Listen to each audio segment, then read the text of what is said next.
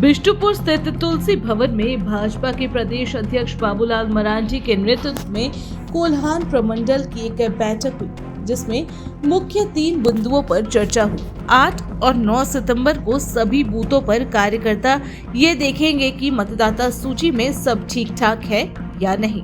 दूसरा, 15 सितंबर को प्रधानमंत्री नरेंद्र मोदी जमशेदपुर आ रहे हैं। टाटा रेलवे स्टेशन में कुछ नई ट्रेनों को हरी झंडी दिखाएंगे और कुछ शिलान्यास करेंगे।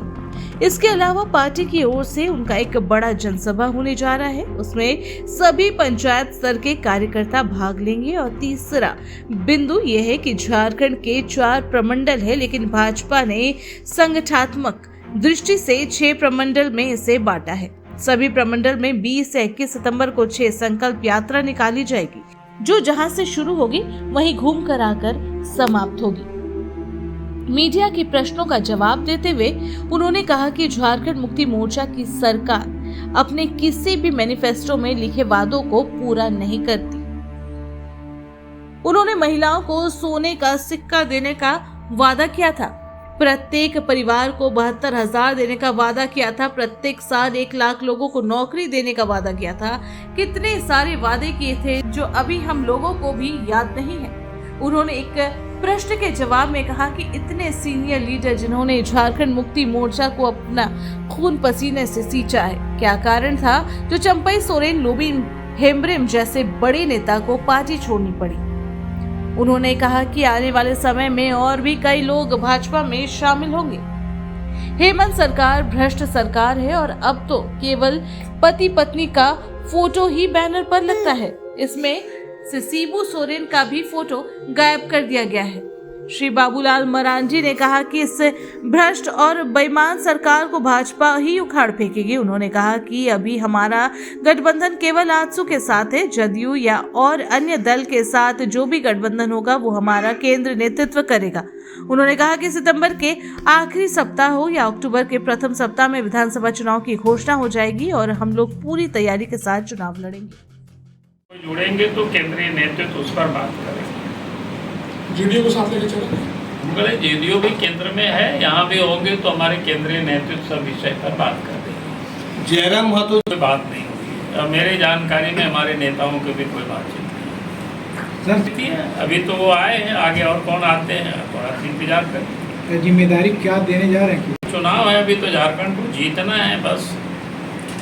आने के बाद कितना स्वाभाविक है कि आप देखेंगे जिन लोगों ने अपनी पूरा जीवन झारखंड मुक्ति मोर्चा को दिया, आंदोलन से लेकर के राज्य निर्माण तक, और अगर इतने पुराने लोग अगर इस पड़ाव में पार्टी छोड़ रहे हैं तो कुछ ना कुछ बड़ी कारण होगी उसका। हमने उन लोगों से बात करते रहे हैं तो एक ही बात लोग बोलता है कि भाई जिन उम्मीदों के साथ झारखंड हम लोगों ने बनाया था और हेमंत सोरेन जब मुख्यमंत्री बने तो लग रहा था कि हम लोग ठीक से काम करेंगे, विकास होगा।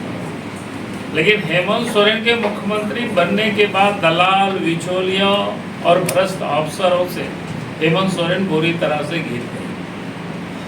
और 1 साल, 2 साल, 3 साल, 4 साल ऐसे हम लोग सोचे आप तो कम से कम सुधरे, लेकिन जब जेल गया ये भ्रष्ट लोग, दलाल, बिचौलिया, तो जेल से भी यही लोग संचालित करने लगे।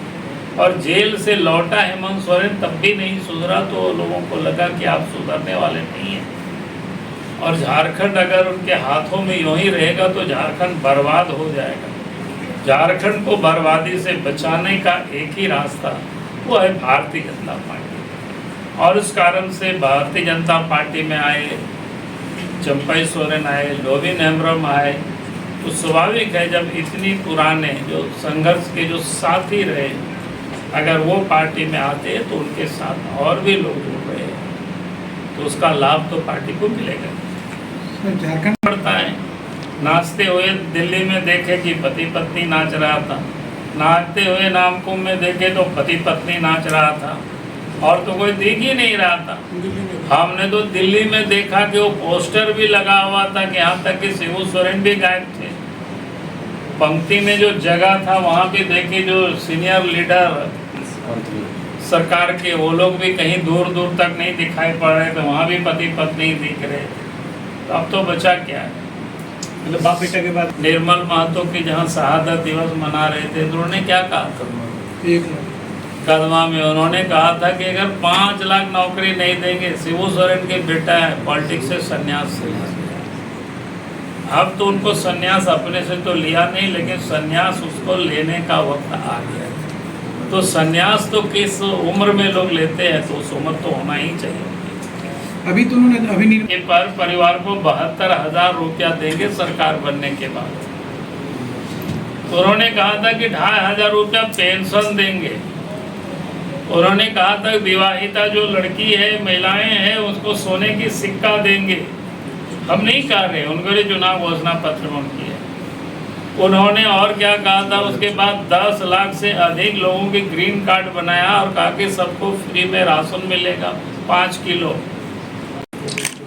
क्योंकि आए दिन आप सब लोग देखते होंगे कहीं पर वोटर लिस्ट से किसी का नाम को काट दिया गया। सारी चीज़ों का लोग ध्यान रखें।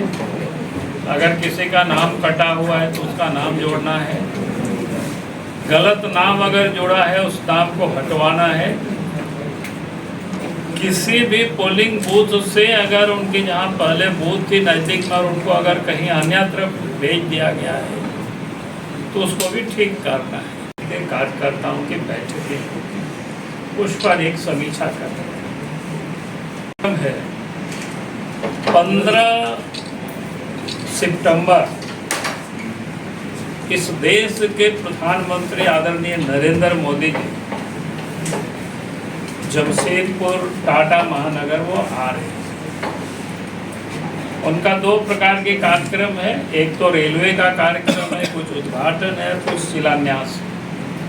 वो तो सरकारी प्रोग्राम रहेगा, लेकिन उसके बाद जमशेदपुर में उनके एक बड़ी जनसभा पार्टी की ओर से आयोजित है। उस कार्यक्रम को सफल बनाना है।